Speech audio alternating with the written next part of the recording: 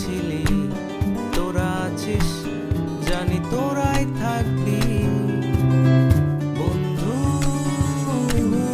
আপনি কি জানেন যে বন্ধু দিবসে সবাই শুভেচ্ছা জানাচ্ছেন, সেই দিনটি শুরু কিন্তু শুধুমাত্র বন্ধুত্বের জন্য নয়, এর পেছনে ব্যবসায়িক উদ্দেশ্যও ছিল। আর মজার বিষয় হলো, বন্ধু দিবসের আবার দুটি আলাদা তারিখও রয়েছে। কিন্তু কেন? চলুন জেনে নেওয়া যাক। ফ্রেন্ডশিপ ডের যাত্রা শুরু হয় 1930 সালে।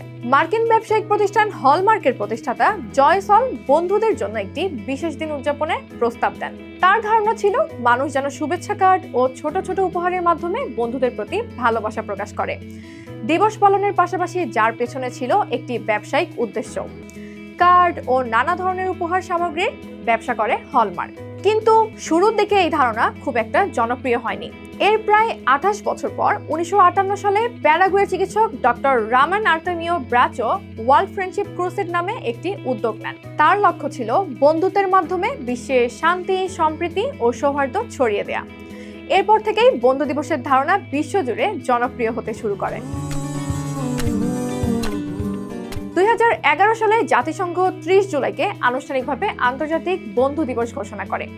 উদ্দেশ্য ছিল বিভিন্ন দেশ ও সংস্কৃতি ও জনগোষ্ঠীর মধ্যে বন্ধুত্ব এবং পারস্পরিক বোঝাপড়া বাড়িয়ে বিশ্ব শান্তিকে উৎসাহিত করা। তাহলে প্রশ্ন হলো, বাংলাদেশে বন্ধু দিবস আগস্টের প্রথম রোববার কেন পালন করা হয়? কারণ বাংলাদেশ ও ভারত সহ দক্ষিণ এশিয়ার অনেক দেশে বহু বছর ধরে আগস্টের প্রথম রোববার বন্ধু দিবস উদযাপনের প্রচলন রয়েছে। অন্যদিকে জাতিসংঘের ঘোষিত আন্তর্জাতিক বন্ধু দিবস পালিত হয় 30 জুলাই। তাই দুটো তারিখই সঠিক। একটি ছোট্ট উদ্যোগ থেকে শুরু হয়ে আজ ফ্রেন্ডশিপ ডে বিশ্বজুড়ে একটি বড় উদযাপনে পরিণত হয়েছে।